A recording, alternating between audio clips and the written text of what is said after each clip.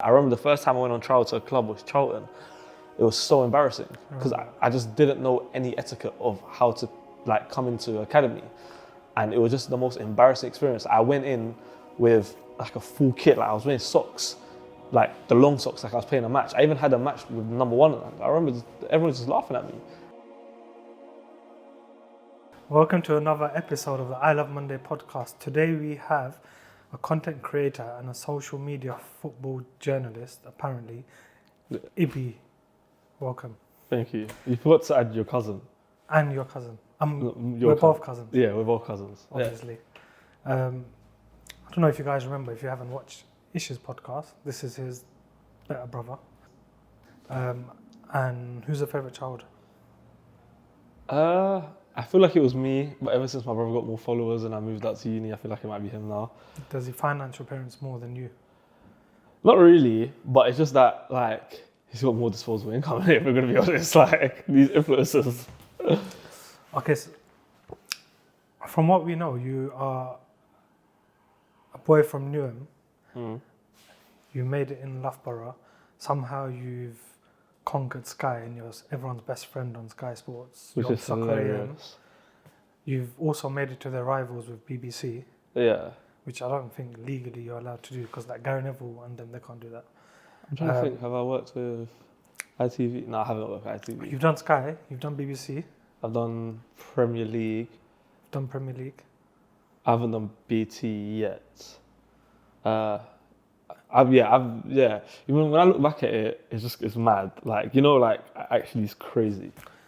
So today we'll talk through your journey from how you grew up in Newham. When you were an aspiring footballer, you went to non-league. Yeah, from the professional game to non-league. And then you had every Asian's. Not even every Asian, every aspiring footballers.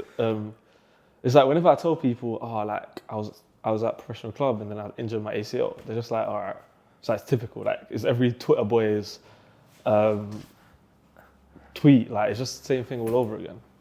And then after your ACL, you went to? So after my ACL, I ended up going to university.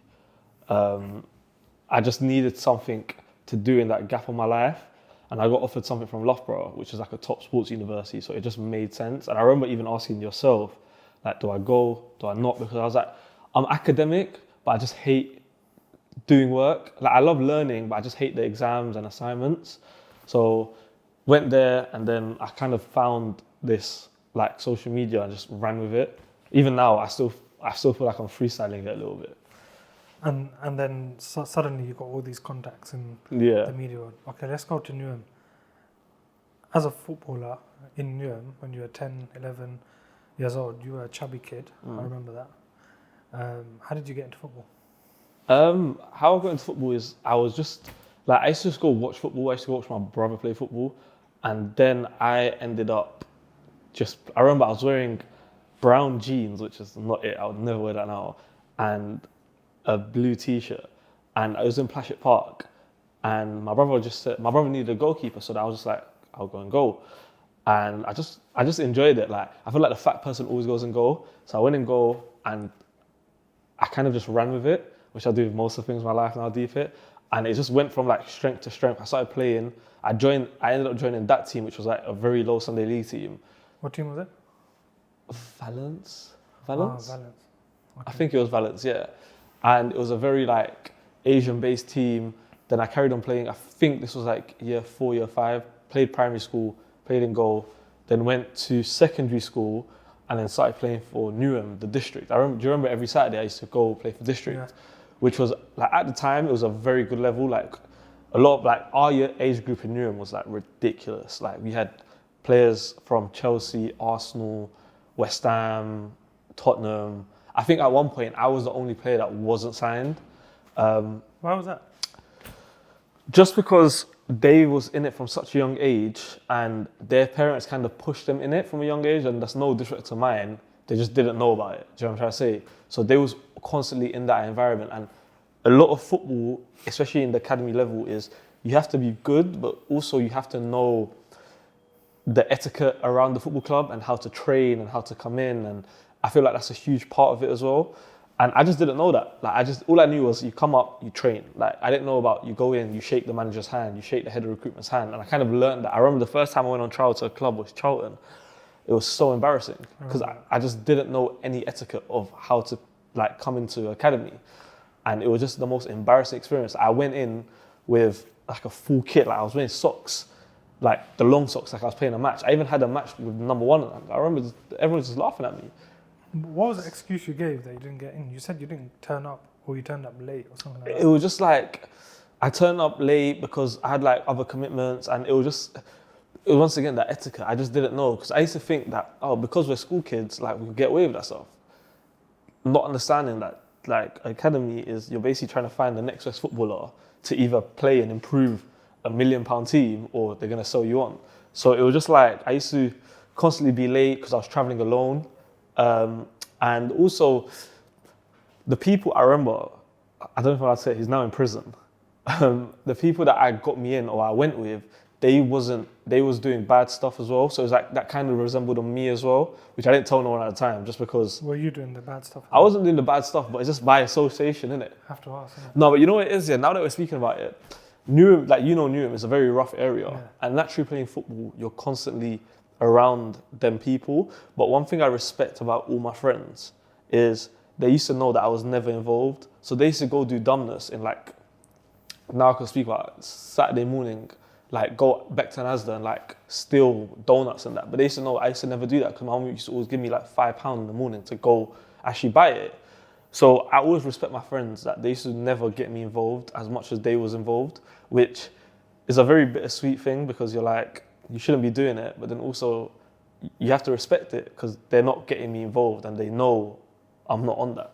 Did you never feel like grassing them up? Nah, I just. I think when you're from Newham, you don't think about. Yeah, like I just feel like you slightly just think it's normal a little bit, because it's like everyone done it, and I used to just, because from getting told, and like I was lucky enough, my parents used to give me like a £5 or like a £10 to go buy these things. I used to not take it for granted a little bit as well. So yeah, and then after district, I started playing county, which was like, so now you play for your borough, now you play for your county, which was Essex. So for people who don't know, what's district? So district's like just two under academy, and county is basically academy. Like district's basically borough.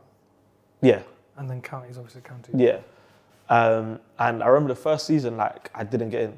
Like the first season I didn't get in. The second season I was on the bench. The third season I played every game. We won everything, and it was just like, now you're really in it. Like you're really in. Like I remember, so like Michael Obafemi, he plays for Southampton now. I think there's a club that won him. He was in my team. Scored against United. Yeah. So like I had like all these like Premier League players in my team. Calvin Bassey, who plays for Ajax now, he's one of my close friends. He was, funny enough, he actually didn't get into that team. He just got bought for £20 million. He actually didn't get into county team, which is crazy now. Like he's a professional footballer playing in the Champions League. So that's what I would say, football's just opinion based. Were you the only Asian in your team? Everything in terms of football I've done, I've always been the only Asian. So what's been the difference in your other players who've had their parents with them, whereas you, I remember your parents would hardly come. They come to a final. Yeah. And you have to make it. It's a big day. Yeah. I remember when you came to my final. Like, so even at this time, well, I'll go back to like the speak about Asians. I think what it was, is at the time I was playing with Valence or London Upstage, kind of changed to. Then what happened is my friends who are all like black and they're all like from that community, they told me to come to play for their club, and I was like, okay, cool. Like, you're my friends from school. I'm gonna play for you. And this is gonna sound bad, but it kind of actually like it's the reality of things. Is when I played with them, I actually improved more just because they took football a lot more seriously.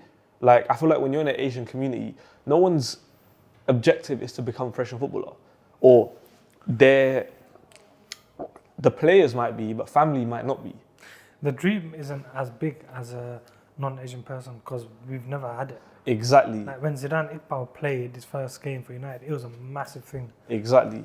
And I kind of went into a different like environment, and I saw how seriously people took it, and naturally you kind of become part of that environment. So I was like, okay, cool, I need to train, I need to go do this. I remember at like 12, 13, 14, 15, I was traveling like up and down the country on my own.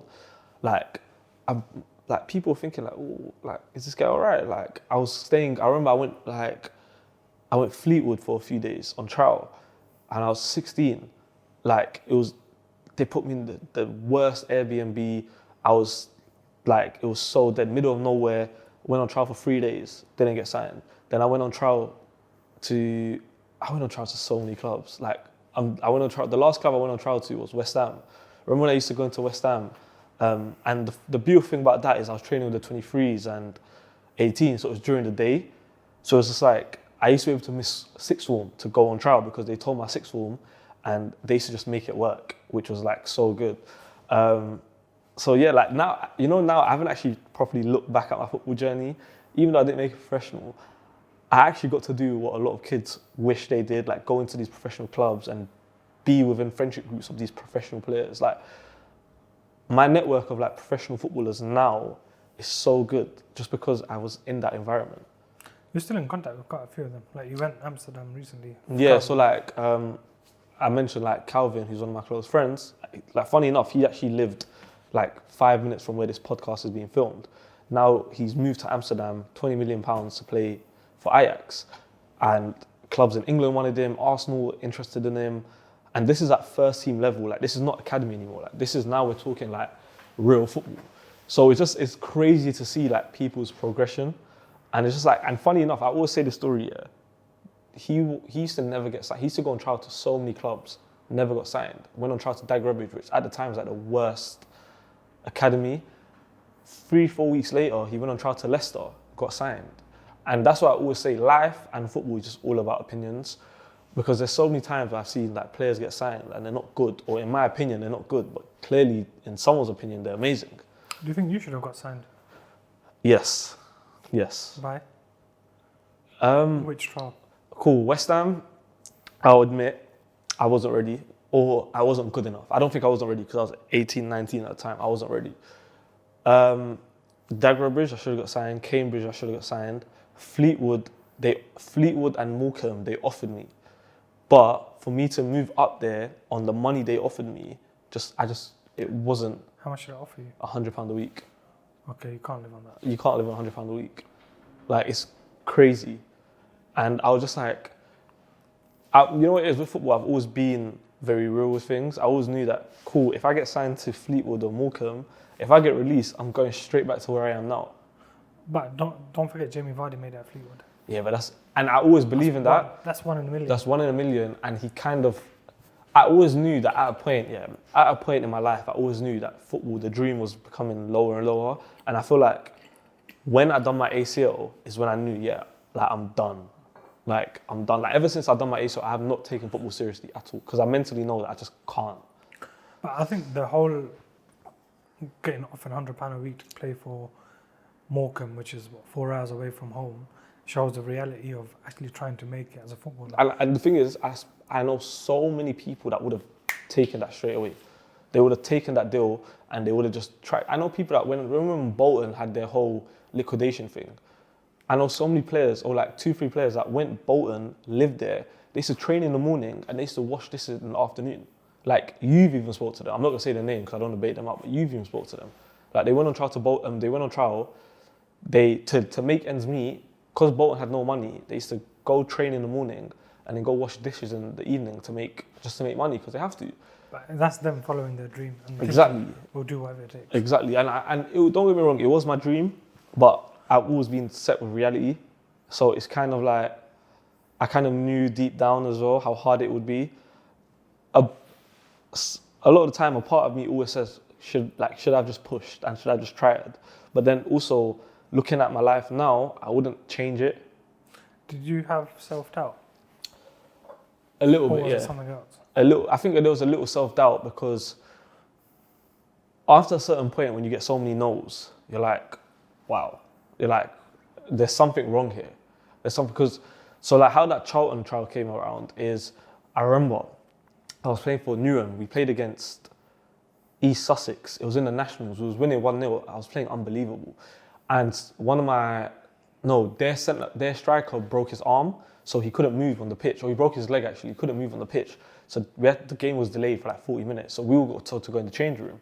As I was walking in the change room, some guy comes up to me. He was like, can I speak to your parents? I was like, my parents don't come like to my matches.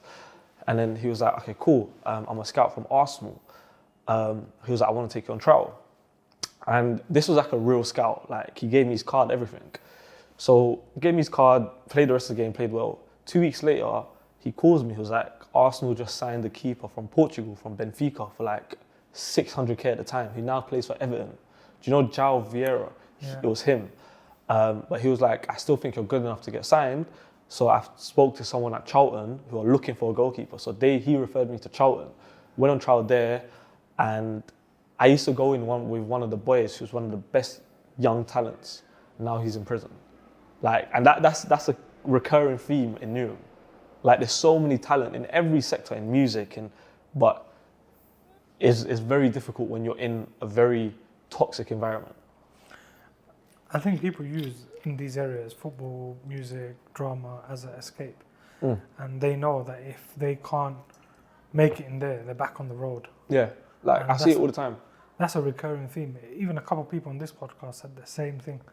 Said either they went into prison or they were really close to getting in, but I had this passion. Yeah, and I feel like that's a thing in a lot of deprived areas, and to an extent we're lucky that we're in this area, but we're good financially. There's so many people, and so many of my friends, that they're in a deprived area and they're the lowest of the lowest in terms of income. So they just want to be successful by any means necessary, or they want to have money by any means necessary, meaning you go do some crazy things. I think that's something we don't realize, or we don't think about that. Even like you said, your mum will give you £5 to Asda. For us at that time, it's only £5. Yeah. If you had £10, if you had £20, because we're always looking up. But then there's someone below who literally has to steal just so they can eat. Yeah, literally. Either they have problems at home or the parents can't afford it. Yeah, and not until I grew up, I realized that. I feel like when you're young, you're kind of naive to these things, and I definitely was. Like, I used to just think like they had the money, they just wanted to save it. But it like in some cases it was. Some cases they just didn't have the financial means.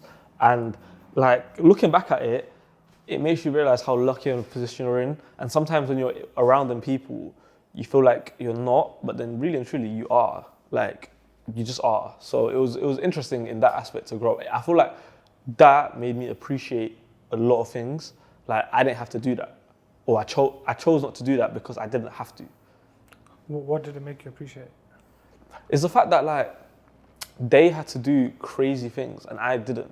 Like, they used to sell drugs and they used to carry knives around and like do crazy things. And I was just like, number one, that stuff never appealed to me. Like, I used to be in that crowd, or I'm still in that crowd, but everyone knows that I'm not on this. And especially playing football, you kind of, you have a little bit of a safe net because everyone knows you have this dream and you're trying to make it. So they're not trying to sway you off that. So you get some people that do, and some people actually listen and go through with it. That's why there's a lot of people that could have been footballers.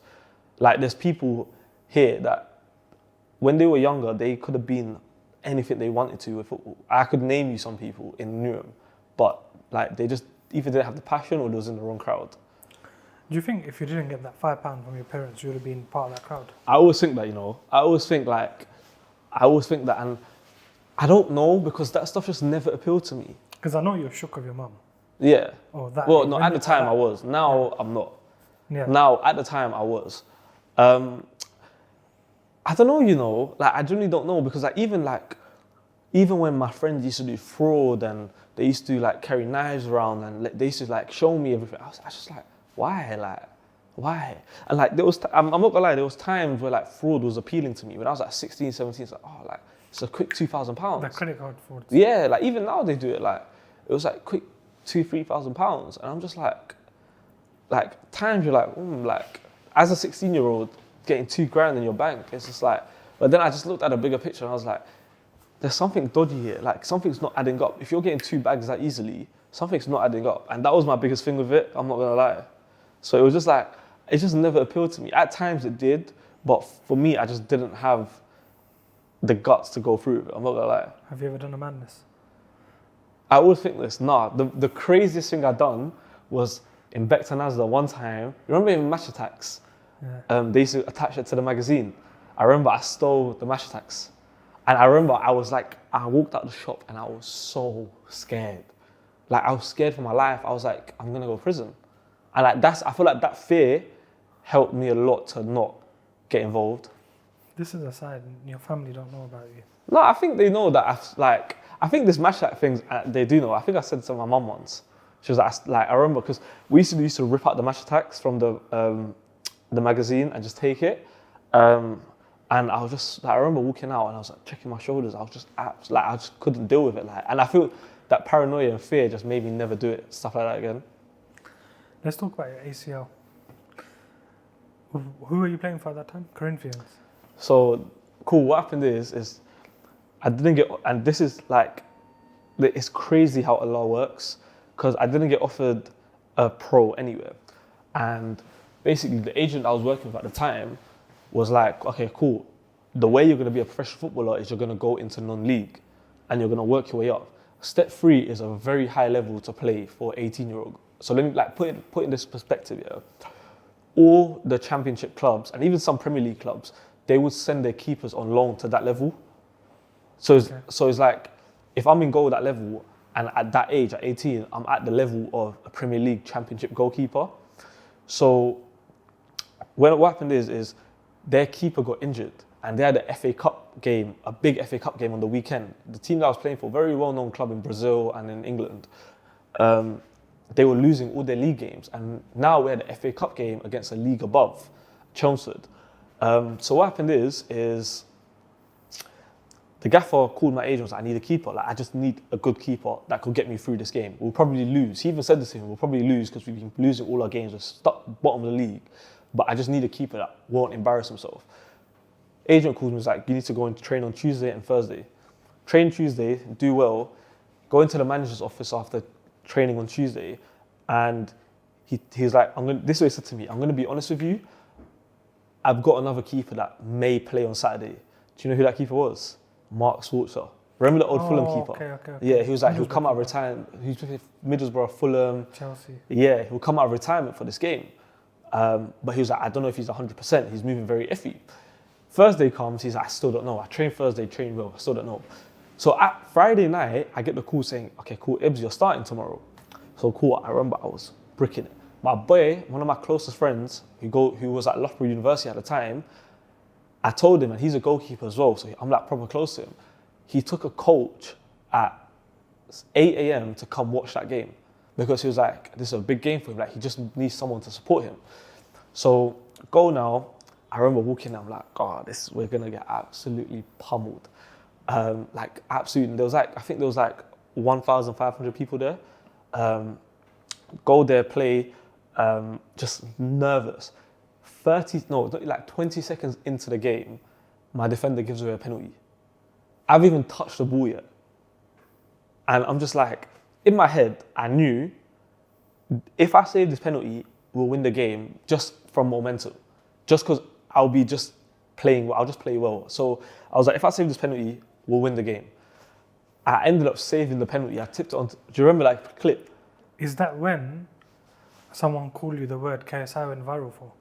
Yes, it was that game. I was going to touch onto that as well. So we played against Chelmsford, very like Essex, white, and as this penalty was being taken, I'm like hearing stuff in my ear, because as a goalkeeper, especially non-league, the stadiums are not big. So like the distance between the goal line to the stands is probably like maximum 10 yards. And just people shouting, and you could hear every word. And like, I'm concentrating with penalty, and I'm just hearing bare names. I'm thinking, what the hell is going on? I even turn around, and they started calling me bare, like racist. I'm thinking, rah, like, okay, calm. So then I carry on playing, yeah. Save the penalty now, and I feel like I just fueled them even more, because the opposition fans were behind me. In non-league, you could move around, so they should just follow where their team are scoring. It's bare racism. At that point, I didn't care. Saved the penalty, now I'm on top of the world. Now everyone's like, okay, calm, like it's still 0-0. That was my first touch for the club. Like, none of the fans knew who I was. They only knew from the team sheet. So everyone's like, they started chanting like, we don't know who this keeper is, but we love him. Play the game, like playing out of my skin, like catching crosses, distributions good, making saves. Like, sometimes I look back at that game, I still look back at that game and was like, if only I never got that ACL. But anyways, carry on playing the game now and hearing more racial slurs. And at one point, I get injured, or like I come to catch a cross, just get a bit of a knock. So I'm on the floor, and at this point, like, I'm annoyed because I just got hit by a big striker, especially because I'm 18 at the time.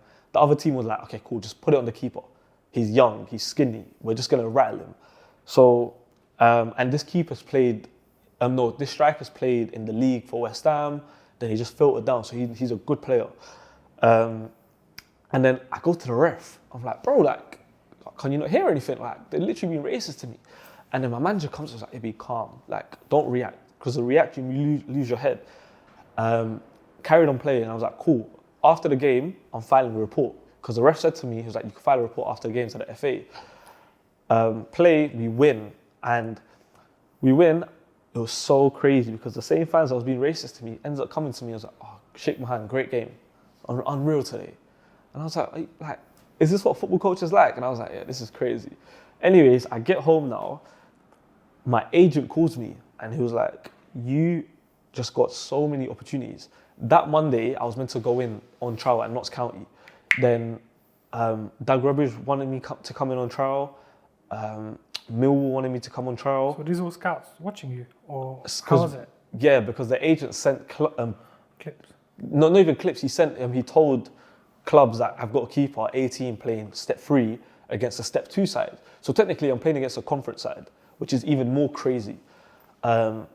And like so I was like, cool, like, I'm going on trial. Like, I have to get signed.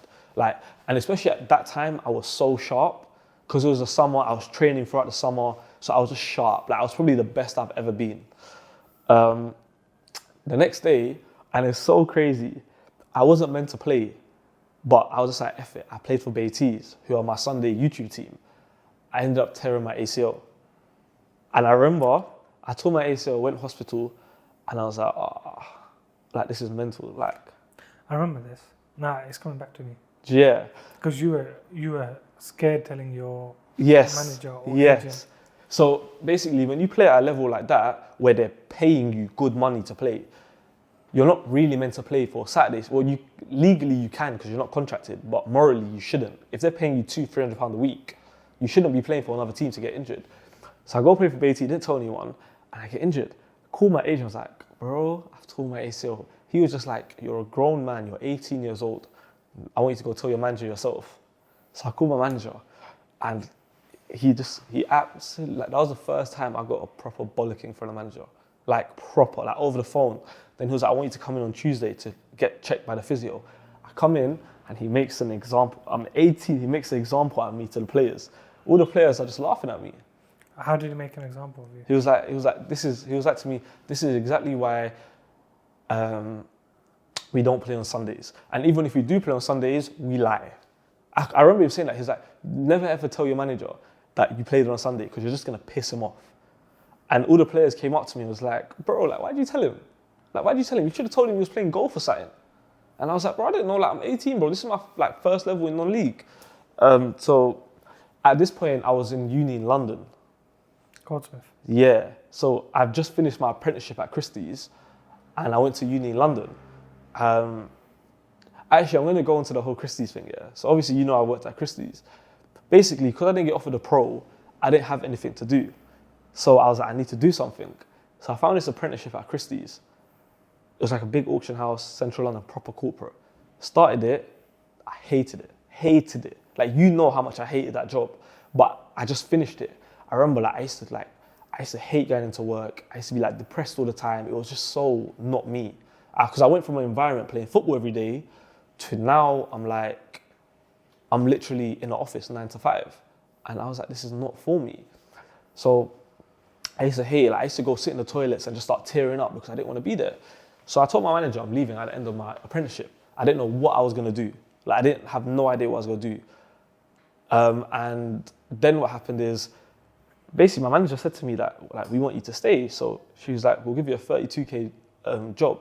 At 18, a 32k job is very good. But in my head, I knew deep down, like, if my life carries on like this, just corporate 9 to 5, I will either end up killing myself or I will die early just because it affected my health that much, because I wasn't eating properly, I was not going to the gym, I wasn't playing football as much just because I didn't have the time, because that 9 to 5 took up so much of my life. Why though? Just because it was such a big transition for me. Like, because I was sitting at a desk all day, my head was just mentally gone all day because I was looking at a screen. I used to get headaches all the time, just because I went from playing football every day, being active, to now sitting on a desk. So my body took a lot of impact as well. Like physically, like my back was messed up. Like it wasn't good. So then I was like, I need to go to university, just because to buy me time. Like it wasn't I want to become this. It needs to buy me time. So I remember I went into Goldsmiths, got in, worst, I think it might be even like top 5, worst 5 unis in the country. Went there, and then this Baiteze thing started getting real. So that's when I first found Soccer AM. So when you started Goldsmith, how long were you at Baiteze for at that time? I was there for like a year, but I was only playing matches and I wasn't doing shoots. Okay. And then what happened is I saw another goalkeeper, Melvin, who used to play for Rising Ballers on Soccer AM. So I was like, he's a YouTube goalkeeper. And do you remember, like, we used to always speak about going on Soccer AM, Yeah, like years ago. I used to watch it and say... Exactly. And funny enough, you sent it to me one time and you said to me, like, you should try to get on Soccer AM. So what I done is I messaged the Soccer AM account, I messaged all the Sky accounts, which funny enough, I now have on my phone. I messaged Jimmy Bullard, who I now have his number. I messaged Fenner's number, like, can I come on Soccer AM? A year later, I'm on Soccer AM. And like, I remember the second time I went to Soccer AM, we all laughed about it, because I was like, I really want to come on Soccer AM, and now I'm actually here.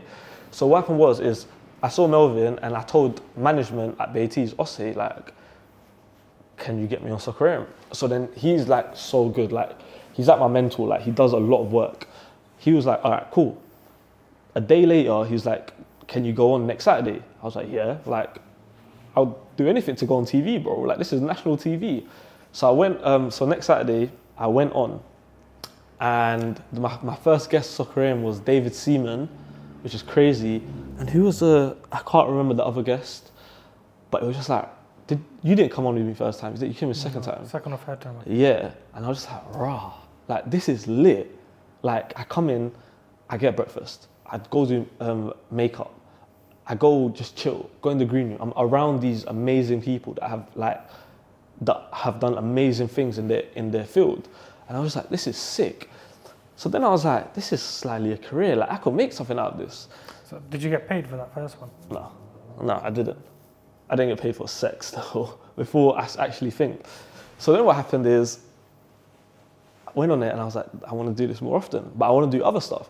So what I started doing is I started like subliminally building my social media, and I enjoyed that. And at that point, I really enjoyed social media. And obviously I was like, Goldsmith, I didn't really know what I wanted to do. So then I told Osei that, can I run the Baiteze account? It had like, I can't remember how many followers it had now. Back then, now it has like a blue tick and it's proper like professional. And I still do head of social media, but I don't do any of the posting just because I've got other stuff. How many followers did you have at that time?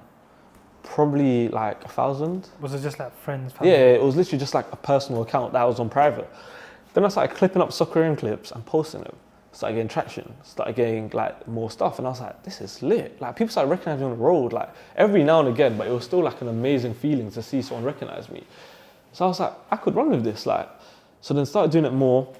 At this point, I was still at university, and we signed the New Balance deal as well, Baiteze. So I was working with New Balance a lot. I remember I got to take Ish for his 19th birthday or 20th birthday to Liverpool Man City in a box in Anfield.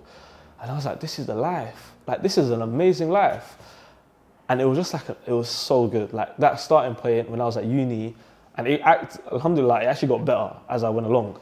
So, yeah. Do you think that was like a turning point, that ACL injury? Yeah. Like, at the time, it was the worst thing that's ever happened to me. Looking back at it, in terms of my rehab and what's the opportunities that's given me in terms of the opportunities around, it was the best thing that could ever happen to me. Even your rehab was an opportunity. Exactly. So, and you see with me as a person, yeah, I'm very much like, I'll make things happen. Like, I'm not waiting for people to come to me, I'll go to them. Like, me going to Soccer. Yeah, like me going to Soccer, I asked. No one came to me.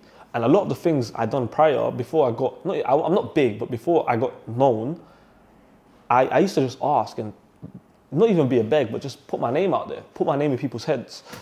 So I remember I done my ACL and the NHS was terrible. Like, the NHS was the worst rehab. And then I went to, your mum recommended me to one. Luke from Liberty Clinic. I'm not gonna lie, he was even worse.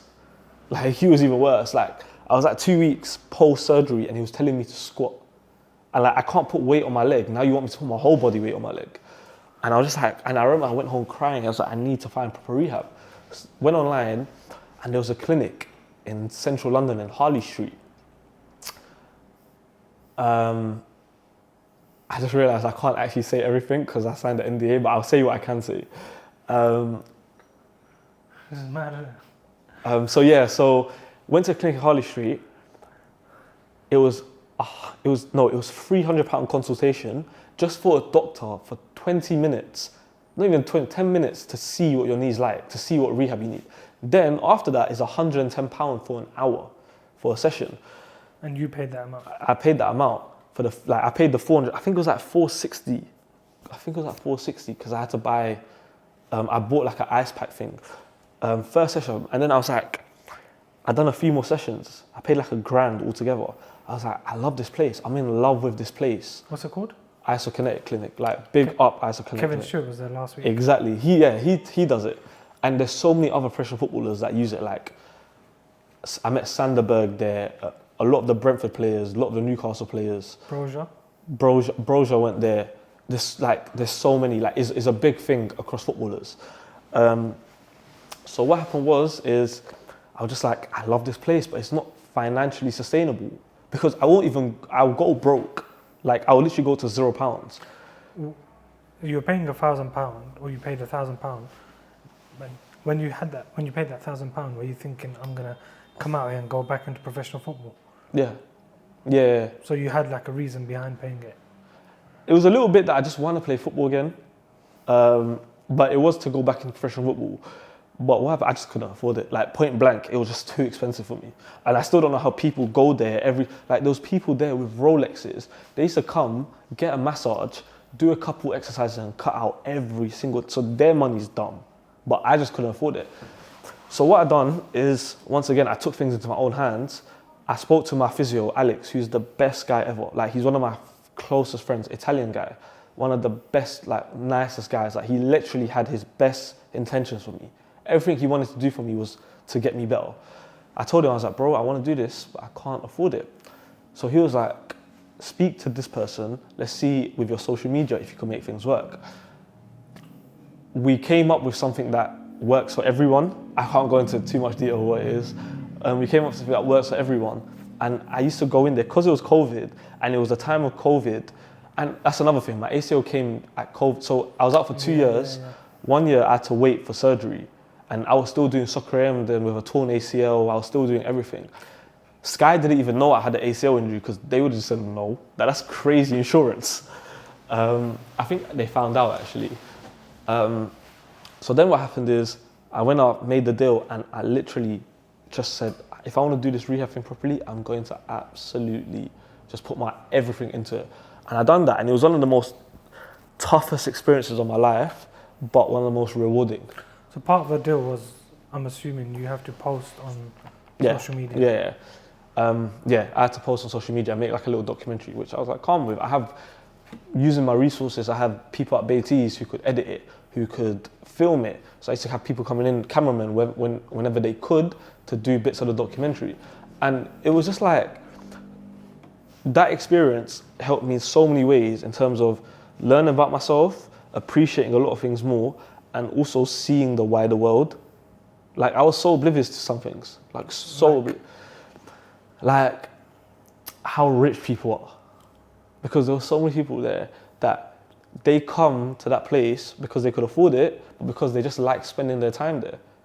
And I would only use isokinetic, not because I hate, like, not because I want to get better, but because I can't afford it. It's literally simple as that.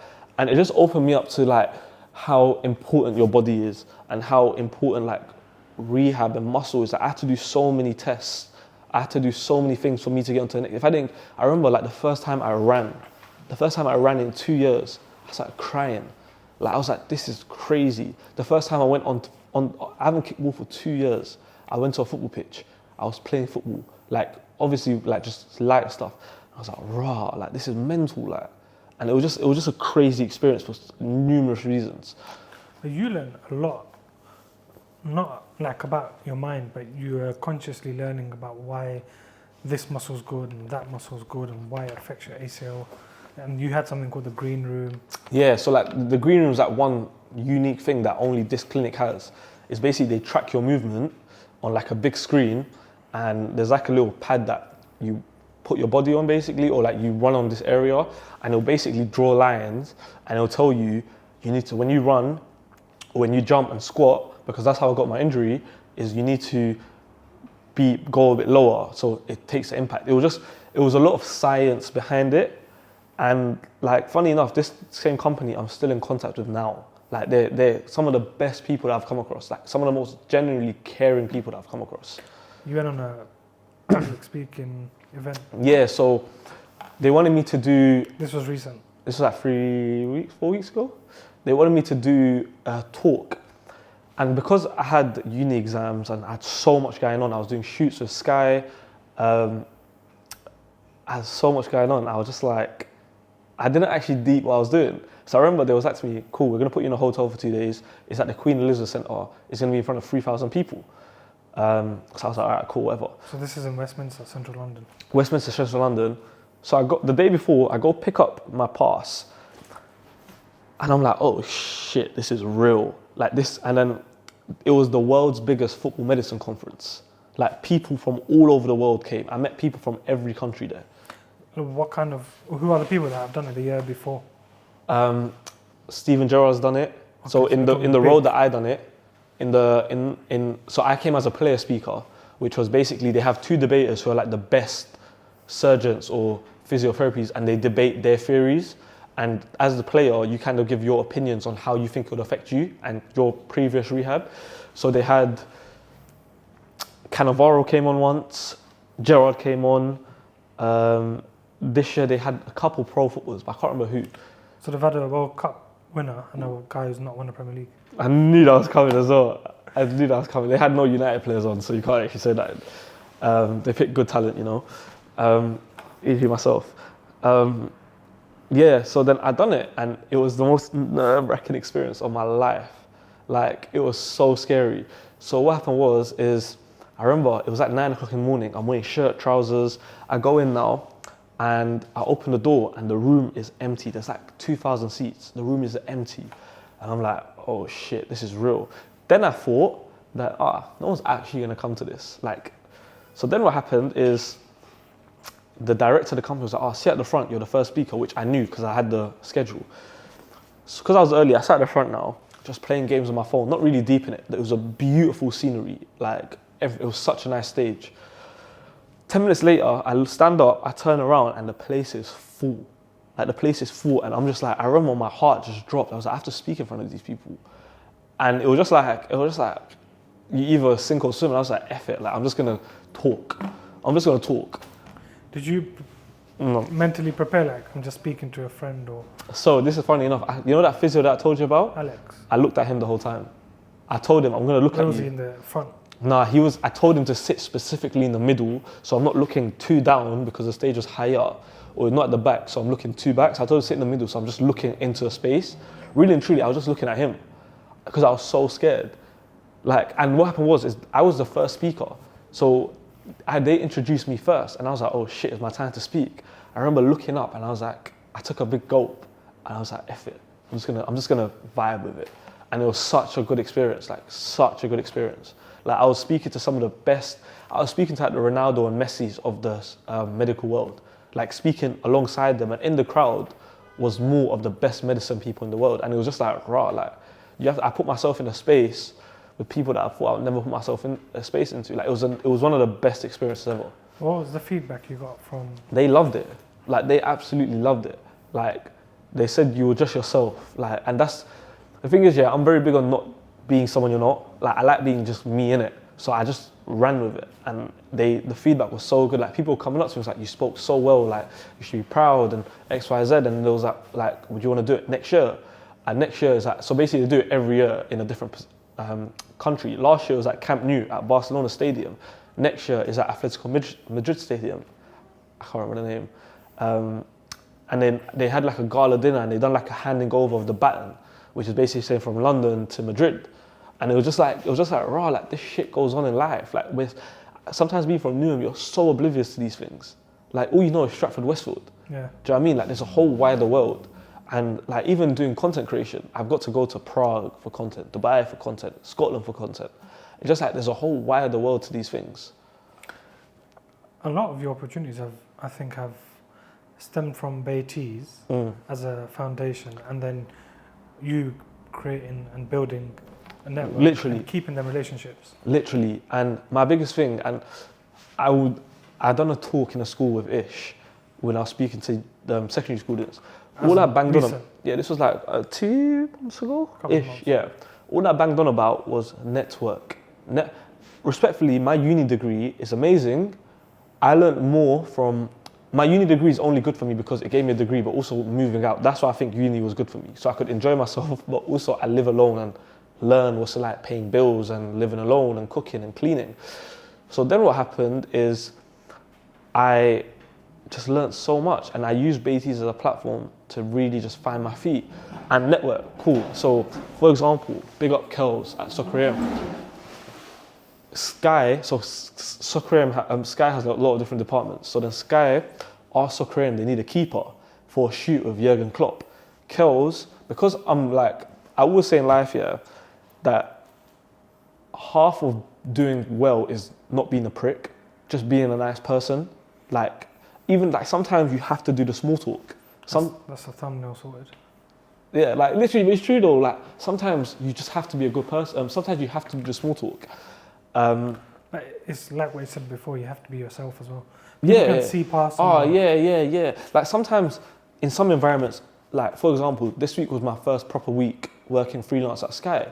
I was a bit quiet because I was getting to know things, and like people are not stupid. Like they get it. He's not being rude. He just is a new environment for him.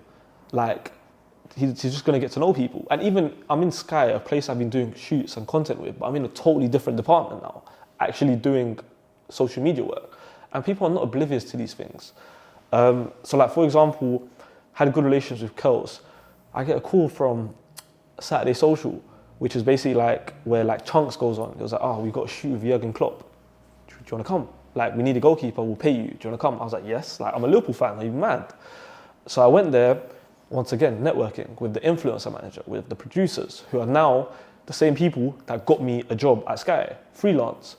They wanted me to work there full time, I couldn't. So they was like, we want you, you're a good person, let's make it work because you have so many other things going in your life. So freelance, I work when I want, when they want. And also what came from that is the next season, there was like, all right, cool, we have a 6-episode series.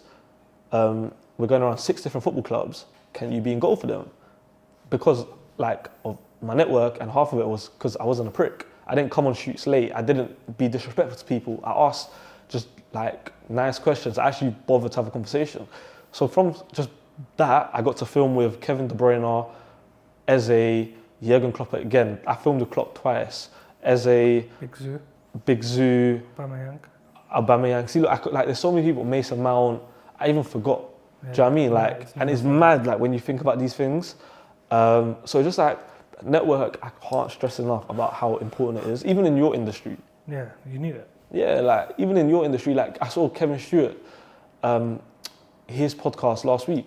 He said all of his stuff, everything in life has came from a network, and I actually believe him when he says that because everything that happens comes from someone else. Network, like, do you know what I mean? What kind of tips do you give to people who want to get out their network? Because networking doesn't come as easy for other people as to you. Yeah. Like, it seems like, okay, you have a genuine conversation, but then do you leave it at that, or do you get their number or add them on socials? So I'll tell you a funny story. Yeah. There's two things. So I work a lot with Sky. Yeah. So Sky, there's the senior producer of Sky and the presenter. They always take the piss out of me, saying this guy's like the ultimate networker, in like a good, funny banter way. Because basically one time, yeah, I was at an event and there was two guys and they'd done a talk saying they're from Sky. I didn't even listen to the talk. I just heard they're from Sky. So I saw them in the corridor now. I go chat to them and just present myself really well. One of them who's now helping me get a role, like not even helping me get a role, he's just helping me with how I should go about my career. The other one was the MD, the managing director of Sky Sports. And it was just like, I just spoke to him like he was normal. And then the other guy, Vim, who I was speaking to, like he just helps with recruitment. I didn't know him. He went to the side and just like laughing. And in my head I was thinking, and then I went to go speak to him, I was like, oh, you laughing, bro? He's like, the way you just spoke to the managing director was unreal. Like he was like, that's the big dog of Sky. Like he's the big dog and you've just made an impression on it. Like spoke to him, told him what I do, asked about his role. Actually, funny enough, I didn't know. I asked about his role, he lied to me. He didn't tell me he was the managing director. I can't remember what he told me, but he didn't tell me he was the managing director. As in, did he just say he's like mid-management? Yeah, he just said he's the management role. He didn't tell me he's the managing director. So I was like, what the hell? So only after that, he told me he's the managing director. And I got his LinkedIn. And then, yeah, and like even this week at Sky, he was out of office. I was like, bro, if he was in office, I'd be like, like, you got a quick 5-10 minutes, just have a catch up. Like, worst thing is people gonna say no, who cares? Like, that's my biggest thing. And it's like, the thing is, yeah, I feel like sometimes when you're in this environment, people say you're coming across as a beg. But if a beg's gonna put money in my account, I'll be a beg, bro. Shall I tell you something your mum said about you? Go on. She said it to me a lot. She goes, Ibi has had so many rejections, so many knockbacks, but he just keeps continuing. Yeah. Going from when you're younger, all your trials, you've had so many people say no, but you just like dust yourself off, get back up, and then move forward. But I feel like that's like, you just have to though. Like in life, you just have to. Like, what, you're gonna sit there and mope around? Like, there's no point. But then how do you not take no for an answer in life? Because overall, is life saying, shutting this door, shutting that door, but then pointing you to this direction? I think for me anyway, yeah, I'm a very petty person. Like, that's just me being honest. So if someone says no to me, my biggest thing is, all right, cool. Like, I'm gonna prove you wrong. So like, you came to that KPF game, which was like QPR. Young Philly played, Harry Pinero played. Like, I was playing against David James, Leroy Lita, like Danny Simpson. We had a training there at QPR. The assistant manager of QPR, he came up to me. He was like, what are you doing here? And I was like, oh, like, I'm here as an influencer. He was like, you don't remember me? I was like, no. And he was like to me that I took you on trial when you was younger at Dag Redbridge. I didn't sign you. And I was like, rah, I don't remember. Funny enough, his son's now on Love Island, which is mad. He was like, no, I didn't sign you. I was like, rah. And you know, he said to me, he was like, I've been seeing you a lot because his younger son is my age group, so he's around that age on social media. He's like, I've been seeing your face a lot, bro, and like, I've never actually said this to you, but you proved me wrong. And that gave me so much satisfaction. He was like, you took your football thing and didn't get professional, but you kept with it and you just ran with it. And that's my biggest thing is, I love football. Like, that's all I wanted to do from when I'm younger. So now I'm not a professional footballer. I'm still living in football in every capacity. Like, think about this. I get to go on national TV. I get sent stuff from brands. People recognize me on the street and I get paid to do these things. Really and truly, is a professional footballer without signing a professional contract. Like, when you actually think about it like that, like, it's actually told true. You get people come up to you for pictures as well. Yeah, like, and it's always funny here because I'm at uni as well. Well, I was at uni. I've just graduated or finished my degree. At uni doing these things, it was mad. Like, I used to be at campus and people used to come up to me, can I have a picture? Can I do this? Can I chat to you? Blah, blah, blah.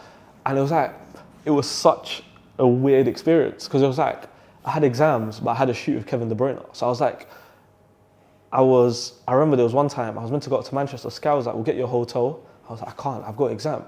So I was in the library revising till 4 a.m. went back to my room 5 a.m., 6 a.m., went to Manchester, filmed with De Bruyne, got back to Loughborough at 8 p.m., sorry.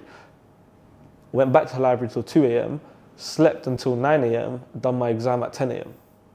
Like, and that was my life at Loughborough a lot, because it was like I'm constantly doing something, because I just wanted to be doing a lot. Sometimes when you're at uni, naturally you get sucked into that uni life, and I did. Like, you even know I did. I got sucked, but I made sure I did what I needed to do, and that was very important for me. Like, how do you manage to have like 3, 4, 5 things on the go?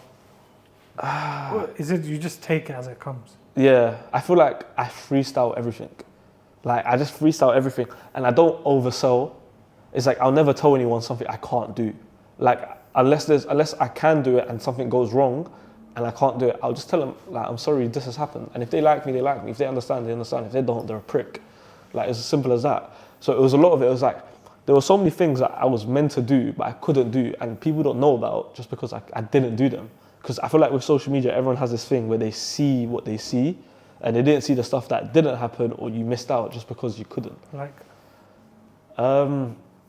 There's bare things, like bare shoots I was meant to do. So, like, for example, there's a shoot the same day with Klopp.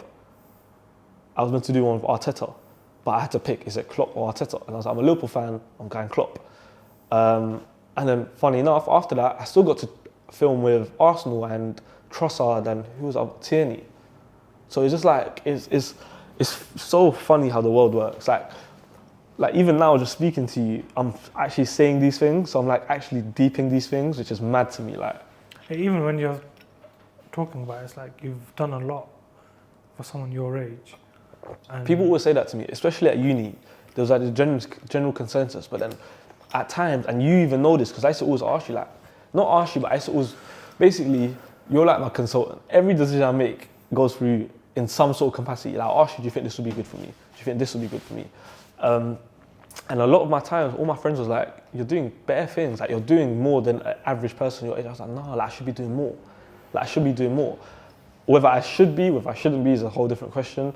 But in my head, I was just like, if I could do it and I'm still out here partying and going to my friends, I could do more. Do you know what I'm trying to say? If I cut down on that, I could make time for something else. But you're also at the perfect age where you've got lesser commitments. Yeah. And you can basically be free with yourself.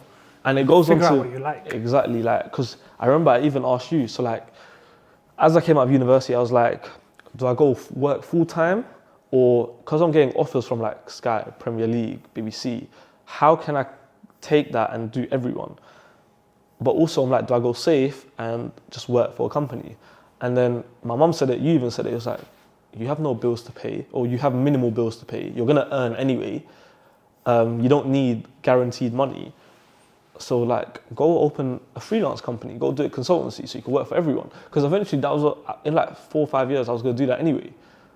So it kind of made sense, and I wanted to be free, especially at this age. But then it also helps, again, going back to networking, but build your network. Yeah. Because you're doing BBC, you're doing Sky, you're building a network there. Then your shoot, you're building a network there. You're posting about it on socials. Yeah, like, and it's mad because this is my first week of doing consultancy. So I had a client on Monday, which I can't name, and then I work for Sky for the rest of the week. And then next week I've got a client, so Loughborough, they're one of my clients. I'm going back up there, and then I've got Premier League will be starting soon.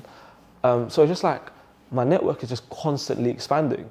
When we were speaking about your consultancy and what to do after uni, one of the key things we spoke about is how much money you'll make, and then or have the potential to make. So you had your 9-to-5 job offer, which was, I can't remember how much it was. X amount, yeah. But then if you had your time to be free, you could do a freelance, and then we actually broke it down, which said you make X amount from consultancy, then you had your Loughborough client, then you had your like other client, which I cannot name. And like, yeah, there's like... And then you had something, other shoots. And then it still gave you time to live how you want to live. Exactly, and that's my biggest thing. So it's like, and to be honest, half the figures that we spoke about, they change, because that's just life, innit? This stuff's gonna happen.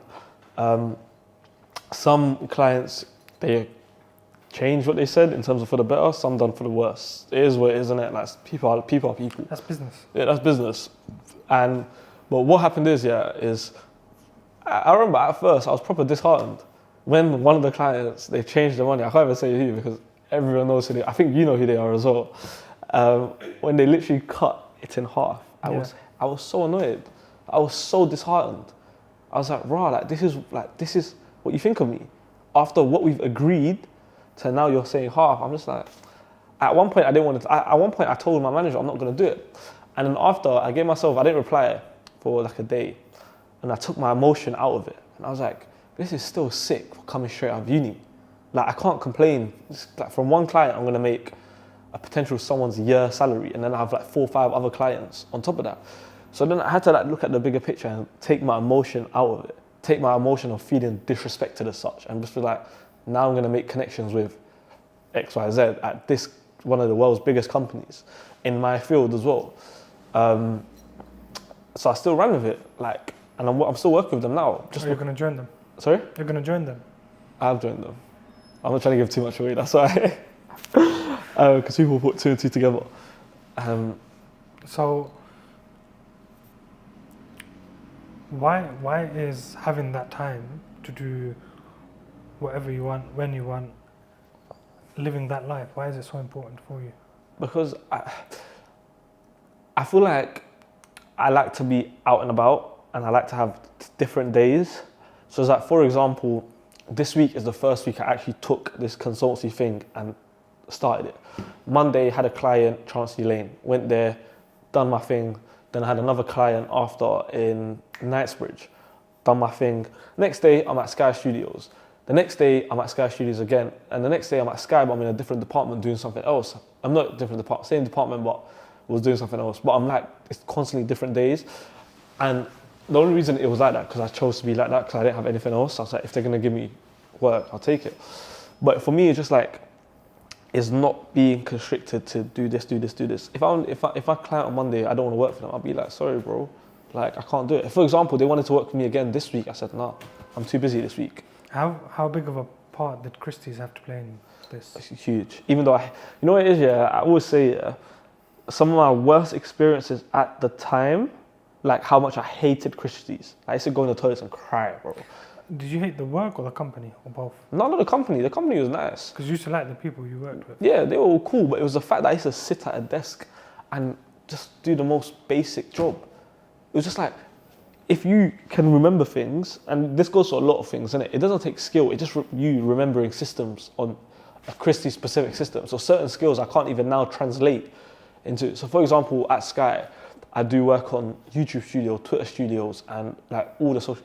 I could go into another company and use that. With Christie's, I'm only using the Christie's software. So it's just like I'm doing stuff that, number one, is only going to benefit me for one company. And number two, I'm just like, I'm doing stuff about art. I don't care about art. Like, this is not my passion. But also that taught me, even though I hated it, it taught me about the wider world again, the corporate world. What goes on in the corporate world, how to conduct yourself, and the etiquette of coming into the office, saying hi to everyone, even though you don't give a shit. Like, you just have to do it. And that's part and parcel of it, innit? And that also creates a good network. Like, for example, they always open me, if I ever want to come work there again, they said, yeah, come. I even like spoke to one of the managers and he was like, by the way, if you ever want to come back, like we could put you in a more social media based role this time.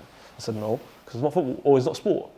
Whether I'll do it in the future, I don't know, innit? But it's mad that you say that, yeah, because like, I've never actually thought about this until you just said it now, is how a lot of my most important lessons in life come from the worst moments. My ACL, me getting released in clubs, me, Christie's. It was just like, rah, like I'm deep in it. Like they shaped me in it. They shaped me a lot, especially Christie's and my ACL. They shaped me a lot to kind of, I don't even know how, but it definitely did. ACL, I know how. Christie's, to an extent, I know how. I think Christie's has made you learn that you just don't want to be stuck. Yeah. In one role. Yeah. Because you said you're doing 9 to 5, you didn't have time for anything else. Yeah. There was obviously the commute and everything. You're sitting at a desk. It just taught you this isn't what you want to do. You'd prefer going to Newcastle to speak to 100%. Kieran Trippier one day, then back down to Southampton, then in Sky. Yeah, like my friends always say to me, yeah, my life's a movie. Like the stuff I get to do, the experiences I had, they always say to me like your life's a movie. And I'm like, it's not a movie, but it is very crazy. Like when you like take a step back and look at it, and look at all the things, and you're just like, rah, like I've got to do this. I've got to go on TV. I've got to work with all the footballers. I've got to speak in front of 2,000 people, and there's so many other things that like I can't name at the top of my head. Like I've got to film with Mane, Oxlade Chamberlain. Like there's so many things. New Balance, Nike, Puma. Like there's so many things at the top of my head I can't name, but it'll come. But I've just done so much that sometimes you even forget, and it becomes just a bit normal to you. You've also, and I think this has helped you a lot, you've also had a lot of mentors. Yeah. Like Osei, like yeah. Alex. And like yourself, like, and the thing with me, yeah, I'm very big on using your resources, and with the people that give a shit, use them more. Like yourself, you're my family, bro. You actually care. Like you want me to be successful. Osei, Ebbs, they want me to be successful, so they'll take their time out of the day. They'll help me. And the people that don't care, use them within reason. Don't use them to fuel your fire. Yeah, use them to fuel your fire, and take what you can and don't overstep it. And that's a very big thing for me. And I value like my mentors so much, because I have them within that specific side of social media and football and all that, the consultancy stuff. And then I have you in terms of like finances and like just general day-to-day life, and how to conduct your, like how to be successful in a very general way, in like how to go about certain things, if I should take this opportunity and what this opportunity could bring me. Because there's been bare times I was like, no, I'm not doing it. And then I've told you, and you're like, think about it like this. Think about it like this. You now put yourself in front of these people, and I'm like, all right, cool. You know what? He's right. So my biggest thing is like, have people around you that actually, number one, give a shit, and actually have done things that you want to like look up to. Because like even and you probably don't do this as well. Like you come here and you're like, respectfully, to all the other places, this is the best place, like looking wise and design wise. There's a reason why we've done this podcast. 5-6 people have stopped by to look inside, just because it's the best design place. And you're trying to put yourself in an environment with them people, if that makes sense. So that's my biggest thing. Like even my management, they're so good. Like in terms of like my personal life, in terms of like my friends, they're good people, innit? And clean-hearted people always win, in my opinion. Also, what you're doing is speaking to when you speak to people like Osei, who's very big. Yeah, like he works with like Saka, Sancho, and it's like rah, like I don't know if I could say the names. Like, but, yeah. okay. But basically, he's worked with big footballers, but at the same time, people are older than you who've made their mistakes already. Exactly, and they made their successes. Exactly, and they always tell me, they're like, don't do this because I've effed up. And there's been times where I've effed up like big time, where I'm like, I left the group chat, or I'm like, because my head is so gone, he's belling me. He's like, Ibby, bro, I've worked with big footballers, I've messed up on their account, on their specific account. And you're messing up on a baby page. Like, it's fine, this shit happens, we're human. And they're just like, they're not getting onto you, they're helping you learn from your mistakes. And they're just trying to put you in a better space and around better people. And it works both ways. They help me to become better. Now they get more opportunities because I bring them a network. Do you get what I'm trying to say? So, and my thing is like, if I help you, you help me. Do you know what I'm trying to say? It's like you've helped me a lot. So if any way, shape or form, if I could help you, if it's bringing you a guest, or if it's like giving you in touch with a client, I would do that. Like, it's part of it. No, but even when I started this podcast, you and Ish were pushing me quite a lot to do it. Yeah, like, because... And then helping me content-wise and what to post and stuff like that. Yeah, and like... And the thing is, yeah, that's just part of it. Like, and that goes with just being a good person, like actually taking time. And is for me and you, it's very easy to say because we're family, innit? Like, it's very just easy. Or even then, not all family are thingy, but like, even then, it's very easy. But like, even people out of like family and friends, you don't understand how close you are to, like, you have that, you know the one person away rule, innit? So it's like, I know this person, I'm one person away from this, and it works so true. It's like Osei and Sokrayam. He knows someone from Sokrayam. I told Osei, can you get me in touch? Bow, done. Do you know what I'm trying to say? So it's like using your network and resources. Yeah, like, I think network is so important. Like, it could bring you so many opportunities, like so many. Who's been like the single most supportive, influential person to you? Away from I'm gonna say my mum, just because she always told me to do what I want to do, whether it's football, whether it's like social media, whether it's going to uni.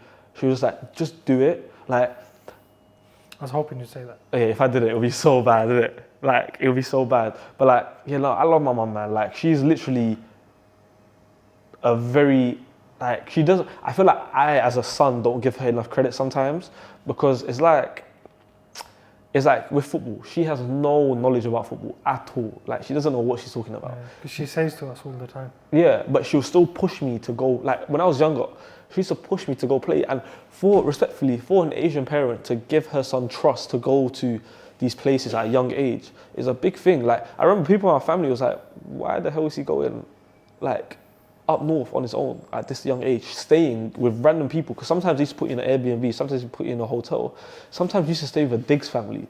So I remember one of mine was named Audrey and Paul.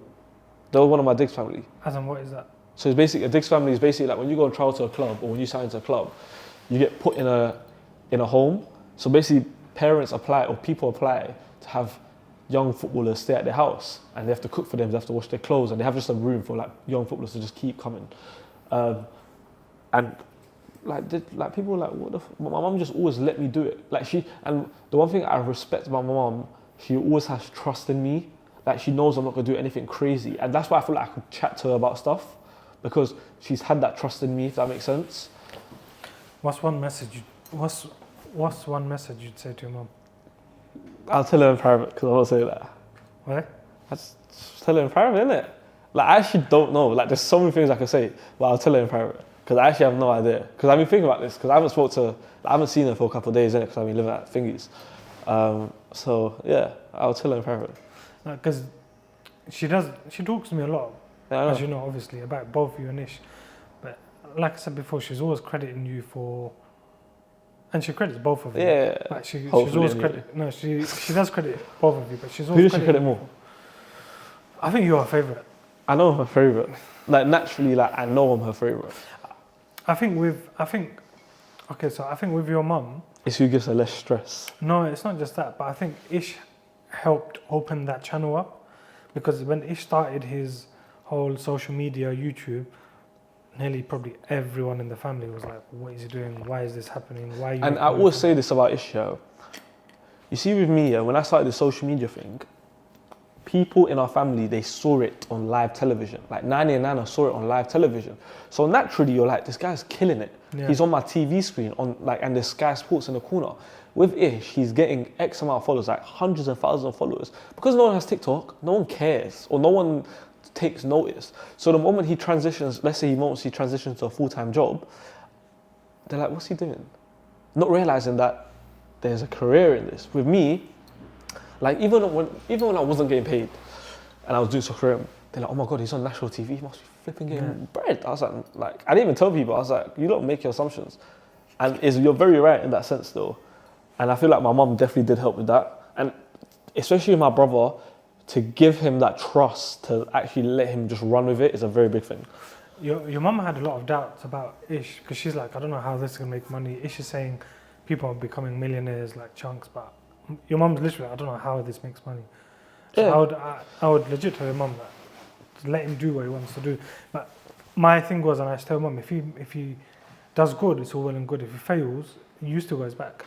And this is my biggest thing, yeah, is like, if he fails, he could go get a job somewhere. Whether he likes it or not, he's gonna have to do it.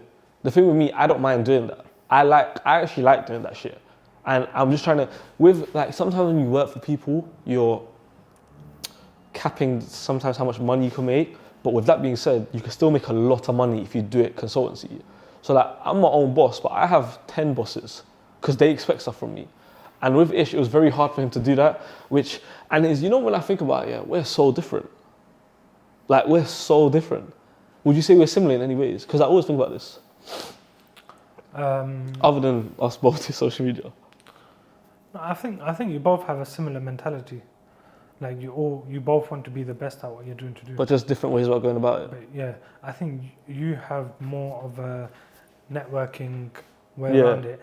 Ish has a very much posting. Yeah, So and that's why together would like anything could happen with us, because we his weaknesses is my strength, my weakness is his strength. But also, where you want to get into the bigger brands, you have to do that networking. Where he wants to push his YouTube, Instagram, he has to be consistent in posting. Like someone said this to me. I'm not gonna say who, because you don't know him, but I'm not trying to bait his company out. He said that if we were one person, we would be millionaires by now. If we were one person and we had the social media element of Ish and the behind the scenes and like the courage and like the networking of me, like it would be an easy million. Would you open a business with him? Yes, but it has to be on both our terms. But I would have to sit him down properly and be like, if we're gonna do it, you can't just have that older brother mentality and just overshadow. Because I was even thinking about this. I was like, cool, because that's my biggest worry. Is like, sometimes he's right. I'm not gonna lie. Sometimes he's right. Sometimes I'm right. But it's like, if I know I'm right because I've experienced it, it's like, and he's not having it. I was thinking, all right, cool. We could go to Z as a little tribunal judge system. Like I was actually thinking about that because like especially in the industry, you're educated enough, but you're more than educated in terms of like the bigger picture to be like, this is what I think you should do. Whether it's right or wrong, it gives us a third opinion. Do you know what I mean? And I think I would, and I think we're looking into it. But we also don't want to rush it as well. So what's next for Ibi? What's your 5-year plan? Do you know how much I freestyle? I couldn't tell you. But okay, cool. My 5-year plan is, now that I finish uni, put a lot more time into social media and grow my platform, but also grow, like, within 5 years, I want my day rate to book me for consultancy to be high. We're talking 4 digits a day. That's when I know, cool, like, I'm doing my thing. Right now it's 3 digits a day, which is fine. But in my next 5 years is make that 4 digits a day. So minimum, I work 5 days a week, I just earn $5,000. And it's very doable if you go about it correctly, which is crazy. That's 20 grand a month. Now you're talking like 200 grand, and it's doable. And yeah, that's my 5-year plan. I want to get to a stage where I'm charging for consultancy work. I'm charging $1,000 a day. Consultancy work in brand partnerships, social media. So what I do right now is brand partnerships, talent management, producing content, and social media. Management and journalism. My role is journalist. Well, yeah. Okay, and if you had an Ibi after he's torn his ACL right next to you now, what would you say to him? After he's torn, I would tell him, that's a great question actually, you put me on the spot there. I would tell him that just be you. Just be you, because I feel like a lot of it is just being me. I've not changed to make who I am. Yeah. And that's my biggest thing, is keep me being me. And I'm very big on that, is authenticity. So I'll tell him, with all your attributes, like, just work hard, everything will come naturally. Because I'm a firm believer, and I was speaking to Nana about this yesterday, is like, he was telling me that he used to have to work hard, like, just because it was back, like, he told me 1963 made £6 a week, which is mental, by the way. Because I told him how much I earned yesterday for my day. He was like, I used to make £6 a week. And he was like to me, and I was like to him, I was like, a lot of people say, don't work hard, work smart. I always say, work hard and work smart. Then you have no reason to fail. Well, not even fail, but do you know what I mean? That's my biggest thing, is work hard and smart. Now you have both elements, and also be a good person. Like, just be a nice person. It will take you so far. Be genuinely a nice person. Yeah, don't be like the fake nice and the beggy nice, where it looks like you're trying. There's so many people that are nice to me, and especially after I done well for myself. Some people are nice to me just because they see me doing well and they're like, all right, cool, I could rinse this guy out. I could make stuff out of him. I always say, realness meets realness, and clean-hearted people always win. And that's my biggest mottos in life. Real people will always, what's the saying? I think Lingard said it. I can't remember now. I can't remember either. It's like genuine works with genuine, something like that. But that's my biggest thing is, genuine people will always realize genuine people, and that will get you so far. Okay, before we finish, we'll have a quick fire round. Go on. I've seen these as well, so I'm interested to see how they. Favorite food? Wings. Favorite holiday destination? Probably Dubai. I like going to Dubai. Not Oman. Oman was good, but I didn't experience it enough. Like, we only went for a day, so I'll say Dubai. Favorite TV show? I want you to say this one. Wait, which one? Because the thing is, there's a few. Okay, name 3 of the ones that I would, 3, yeah, name 3. The ones that you would like? I would. Both? Yeah. Scandal? Yeah. Suits? Yeah. Designated Survivor? Yeah. Yeah. They're the first 3 that come to my head. And funny enough, you put me onto all of them. Ahmed put me on to Scandal, to be honest. Scandal's so good. Yeah, I just finished that. Favorite football player? I don't actually have one. I feel like when I was growing up, it was Reina for some reason, and then it went on to Neuer. Keepers? Yeah, it was just really weird. I liked Kevin De Bruyne a lot. Like, in terms of outfield player, just the way he plays, like his vision, and meeting him as well, and how nice of a guy he was. Like, he was very shy. As a person, he was very shy, which was like, raw, like, you could be people with your money, they're pricks. They could be a prick if you want. He came in, like, he engaged in conversation, but he was very reserved, and not rude reserved, but like, he doesn't know what to expect, which is like very refreshing. Goes back to what you were saying though, doesn't it? Just being genuine. Yeah, like, and then because I clocked that it was genuine, like, I worked with footballers, I'm not going to say, that are pricks, that are so rude. Like, and I was like, raw, like. I think you've told me a couple. Yeah, I'll tell you, yeah, I'm right, but I'm not saying it, because if anyone sees it, I was like, nah. That's me working that club done. It's left now. Alex Ferguson or Jurgen Klopp? Klopp came up to me and was like, do you want a picture with me? I saw in my life that happened. Actually, you have that clip that went viral of him. It got like 6 million views. Yeah. Like, basically the first time I done Jurgen Klopp, it was COVID, so I had to be 2 meters away from him. And like, we were speaking, and I told him I'm a Liverpool fan, blah, blah, blah. I'd done it again a year later, a shoot with him. Did he remember you? Yeah, that's how that picture came about. He was like, I can't remember he was like to me, I'm so sorry, I can't remember your name, but I remember you're a Liverpool fan. We didn't get a picture last time. Do you want a picture? I was like, yes. Because I was waiting for the shoot to finish so I could get a picture. Now he asked me, I remember asking to the producers of Sky, do you think I can nick a picture with him? And they were just like, nah, just leave it. Like, he's a bit in a bad mood today. Because it was raining and we had to move the shoot indoors. So I was like, nah, let me not. Then 2 minutes later, he comes up to get a picture of me and I was like, yes. Which says a lot about him. We didn't mention this shoot, I don't know why, the England shoot. Oh yeah. Just recently. Yeah. But something happened that day that you told us about, which made your day and made everything you've been working for kind of worthwhile. Like, I'm not going to say the footballer's name. Why? Just because I don't want to, like, I'll tell you off camera the reason. Okay. Just because, but 2 of the England players, they came up to me and said, you play for Baiteze. Actually, no, one of them came up to me and was like, I've done a shoot with you like 3 weeks ago. And then the other one came up to me and was like, you play for Baiteze. And I was like, rah, like, and we just started speaking, and then security took me away because they had to go get trained. But it was like, yeah, it was mental. Like I was gonna go asking for a picture. I'm not gonna lie to you. I was literally gonna go asking for a picture. And he comes up to me and he's like, you play for Baiteze? I was like, yeah. And then like we had a conversation. I was like, wow, that's crazy. Like I remember deep walking away from that conversation. So how the hell did that just happen? Like, how the hell did that just happen? Yeah, you sent a message on the group chat straight away. Yeah, like literally that picture was taken like 10 seconds before, like a minute before that picture was taken. That message. Mental. Last quick fire question. What's your favourite day of the week? It used to be Saturdays because of Soccer AM.